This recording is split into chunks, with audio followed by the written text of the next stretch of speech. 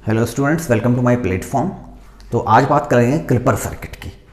अगर जो student already अभी बेसिक क्वेश्चंस डायोड से रिलेटेड कर रहे हैं उनके लिए मुझे अपनी जर्नी एक स्टैंडर्ड सर्किट से शुरू करनी चाहिए। तो जैसे ही आप बुक ओपन करेंगे आपको सीरीज़ में एक डायोड लगा हुआ दिखाई देगा और आउटपुट एक रजिस्टर से हम लेते हैं और जनरली जैसे ही इनपुट अप्लाई करते हैं जनरल सर्किट्स में, वैसे ही एक जनरल सर्किट्स में मैंने वी इनपुट अप्लाई किया और इस पर्टिकुलर पॉइंट पे मैंने आउटपुट ड्रॉ किया। तो ये मैंने स्टैंडर्ड बिल्कुल आपका सर्किट लिया हुआ है। डायोड को मैंने सीरीज में लगाया है, इसलिए इस क्लिपर को मैं सीरीज क्लिपर भी बोल सकता हूं। अगर हम सीरीज क्लिपर की बात कर रहे हैं तो थोड़ी देर बाद हम पैरेलल क्लिपर की भी बात करेंगे। तो इसके बाद आ जाती है डेफिनेशन की बात कि what is the definition of the clipper. तो अगर मैं एक लाइन में डेफिनेशन की बात करूं तो क्लिपर वो सर्किट है जो एक पर्टिकुलर पोर्शन को इनपुट के कट करके अलग कर देता है, रेस्ट ऑफ द इनपुट की वेव फॉर्म को ड्रॉ कर देता है। अब इसका डिटेल मतलब समझने के लिए मुझे एग्जांपल्स लेने पड़ेंगे। तो यहां पे मैंने कुछ एग्जांपल से मैं शुरू करना चाहूंगा अपनी जर्नी। सपोज करिए आपको इनपुट गिवन है और इनपुट आपका एक स्क्वायर वेव फॉर्म है। स्क्वायर वेव फॉर्म का मतलब है कि कुछ देर के लिए आपके पास प्लस वी का वोल्टेज अप्लाई हो रहा है और आफ्टर सम पर्टिकुलर टाइम आपका माइनस वी का वोल्टेज यहां से अप्लाई हो रहा है। अब this particular voltage is going to apply at this particular circuit.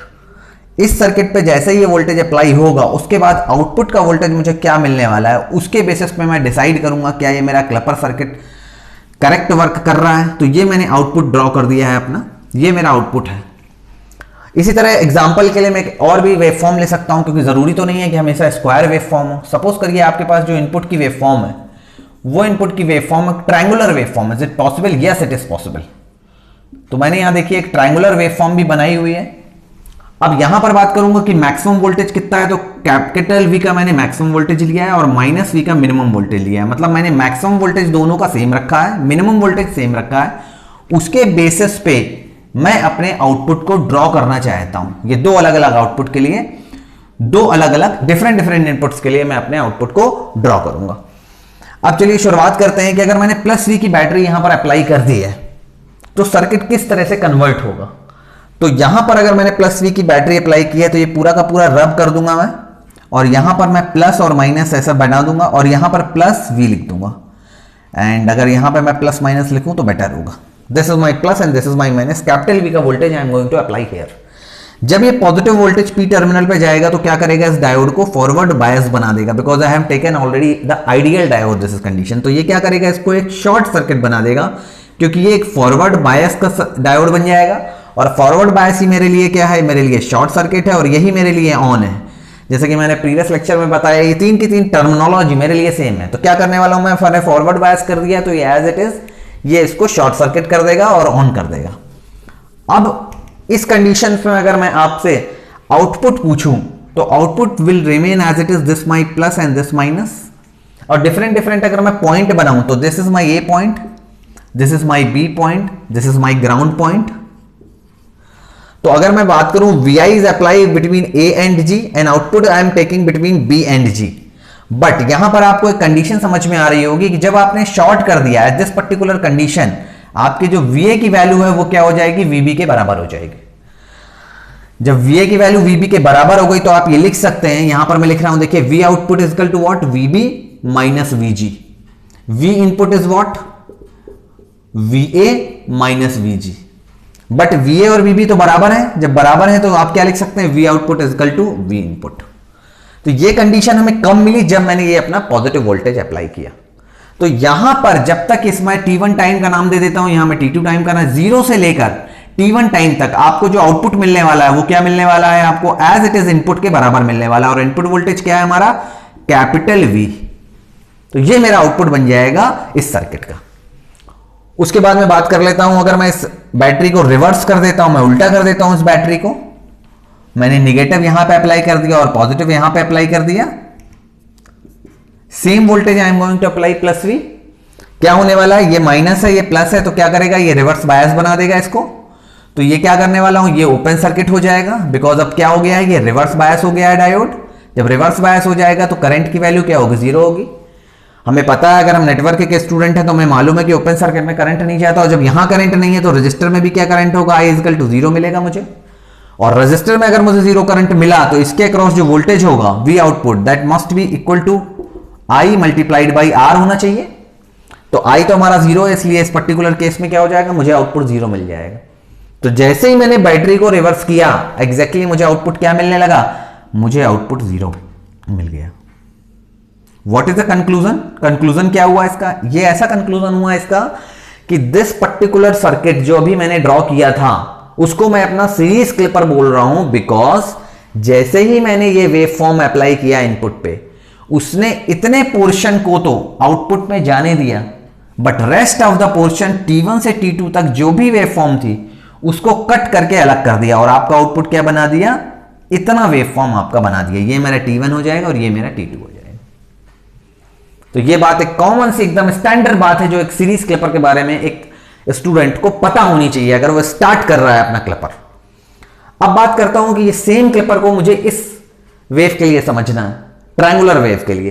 तो आप देख सकते हैं कि जैसे जैसे ये ट्रायंगुलर वेव जीरो से आगे बढ़ेगी और कैपिटल वी तक जाएगी और वापस आएगी, इस पूरे के पूरे पोर्शन के लिए आपका अगर मैं इसको स्केच कर दूं, इसको कलर कर दूं, इस पूरे के पूरे पोर्शन के लिए मैं आपसे पूछूं कि वोल्टेज की वैल्यू क्या है, पॉजिटिव या निगेटिव, तो आपका आंसर होगा this is a positive voltage. और अगर ये पॉजिटिव वोल्टेज है तो क्या ये वही कंडीशन नहीं आ गई जब हमने प्लस वी का अप्लाई किया था स्क्वायर वेव में? तो अगर ये मेरा वोल्टेज पूरा का पूरा पॉजिटिव है, इट इज ऑलवेज, अब मैं इसको वी नहीं लिख रहा, बट मैं अगर बैटरी बनाऊंगा तो बैटरी कैसे बनाऊंगा, यहां पर पॉजिटिव बनाऊंगा और यहां पर निगेटिव बनाऊंगा। ये एक वेरिएबल वोल्टेज है, ये एक कांस्टेंट वोल्टेज है, बट अब मैं जो वोल्टेज यूज कर रहा हूं वो एक वेरिएबल वोल्टेज है। वेरिएबल वोल्टेज के लिए मैं कैपिटल वी नहीं लिख सकता, इसलिए मैंने वी का सिंबल लिखा हुआ है, that is my variable voltage. But all voltage in this particular case are positive voltage and that's why positive के केस में क्या होगा, ये फिर से क्या हमारा फॉरवर्ड बायस हो जाएगा ये सर्किट। और जैसे ये सर्किट हमारा फॉरवर्ड बायस होगा, यहां से हमारा करंट फ्लो करेगा और ये करंट यहां पर जाएगा और ये करंट बिल्कुल भी अब इस बार जीरो नहीं होगा। अब मुझे अगर आउटपुट निकालना है तो मैं फिर वही अप्लाई करूंगा। मेरा आउटपुट वोल्टेज क्या है, VB माइनस VG। मेरा इनपुट वोल्टेज क्या है, VA माइनस VG। लेकिन दिस पर्टिकुलर केस यहां पर क्या हो रहा है, फॉरवर्ड बायस की वजह से आपका VA इक्वल टू VB हो जा रहा है। ये एक स्पेशल कंडीशन यहां पे लग रही है कि VA बराबर VB हो जा रहा है। तो अगर आप यहां पर देखेंगे कि VA और VB अगर बराबर हो जाएंगे तो V आउटपुट बराबर V इनपुट हो जाएगा। तो ये हमारा केस ऐसा है जिसमें इनपुट वेरी कर रहा है, वेरिएबल है। बट इस केस में भी अगर मैं बोलूंगा तो क्या इक्वेशन निकल के आती है मेरी इस पर्टिकुलर के लिए, अगर आउटपुट पूछेंगे आप क्या होगा, V आउटपुट बराबर V इनपुट होगा। यहां भी यही केस था, V आउटपुट बराबर इनपुट था, बट यहां पे इनपुट वोल्टेज कांस्टेंट था इसलिए मैंने स्ट्रेट लाइन ड्रॉ कर दी। लेकिन यहां पर इनपुट वेरिएबल है, तो जैसे जैसे इनपुट चेंज हो रहा है वैसे वैसे ही एज इट इज आपका आउटपुट चेंज होगा। मतलब जो स्ट्रक्चर आपने इनपुट की बनाई है वो सेम स्ट्रक्चर आपकी आउटपुट में बन जाएगी और जो कैपिटल V है प्लस वोल्टेज वो इसका मैक्सिमम बन जाएगा। अब मैं इसके जरा नेगेटिव साइकिल की बात कर लेता हूं, ये वाले पोर्शन की मैं बात कर लेता हूं। दिस पोर्शन अगर मैं पूछूं दिस इज वेरिएबल और कांस्टेंट, तो आपका जवाब होगा this is variable sir, because this is variable voltage. लेकिन ये वेरिएबल जरूर है, लेकिन ये पूरा का पूरा क्या पॉजिटिव है या निगेटिव है? Yes, it is completely A negative voltage. तो जैसे ही आपने निगेटिव वोल्टेज यहां पे अप्लाई किया तो मैं फिर इस बैटरी को चेंज करूंगा और मैं निगेटिव साइड यहां कर दूंगा और पॉजिटिव साइड यहां कर दूंगा। लेकिन अभी भी मैंने कैपिटल V नहीं लिखा यहां पर, बिकॉज कैपिटल V का मतलब हो जाता है कि एक फिक्स वोल्ट, और मैंने क्या लिखा, स्मॉल vi। मतलब this is a variable but it must be A negative voltage. जैसे ही आपका ये निगेटिव वोल्टेज होगा फिर से ये क्या होने वाला है, फिर से आपका ये रिवर्स बायस हो जाएगा। और रिवर्स बायस में ओपन सर्किट होता है, ओपन सर्किट में I इक्वल टू 0 होता है। जब यहां पर I 0 है तो यहां पर भी I 0 है, तो V आउटपुट बराबर क्या होगा, I इंटू R। और IR से आप निकाल सकते हैं कि आउटपुट बराबर 0 होगा। तो सिंपल सा एकदम सर्किट है। जैसे ये निगेटिव होगा इमीडिएटली इस पूरे टाइम के लिए, सपोज करिए ये टाइम t है, ये t1 है, तो ये आप t2 टाइम को जैसे यहां पहुंचेंगे तो इस पर्टिकुलर t1 टाइम से लेकर t2 टाइम तक आपको क्या मिलने वाला है, एक 0 वोल्टेज मिलने वाला है। What is the conclusion? Conclusion same as here I have taken the conclusion. अगर ये एक क्लिपर सर्किट की तरह काम कर रहा है तो एक पर्टिकुलर पोर्शन इनपुट का वो कट करके अलग हो जाएगा, और यही हो रहा है। आपने ये वोल्टेज इनपुट अप्लाई किया, ये है आपका इनपुट वोल्टेज, और इस इनपुट वोल्टेज में आप देखेंगे कि आउटपुट में हमें क्या मिला, आउटपुट में आपको 0 से लेकर t1 टाइम तक, 0 से लेकर t1 टाइम तक आपको एज इट इज इनपुट का रिप्लीकेशन, जो भी इनपुट था वो एज इट इज आपके आउटपुट पे आ गया। लेकिन जैसे ही आप t1 से t2 तक आप गए तो जो भी वोल्टेज आपने अप्लाई किया था उसने क्या किया है, वो कट करके पोर्शन को अलग कर दिया।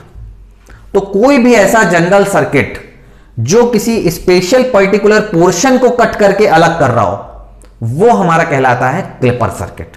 तो ये हमने बेसिक बात अभी की थी, जो क्लिपर सर्किट है ये सीरीज में था। अब सेम सर्किट को अगर सीरीज से मैं इस डायोड को यहां पर लगा दूंगा तो ये पैरेलल क्लिपर सर्किट बन जाएगा। उसका डिस्कशन मैं करूंगा, उसका डिस्कशन मैं अपने नेक्स्ट वीडियो में करूंगा। Thank you.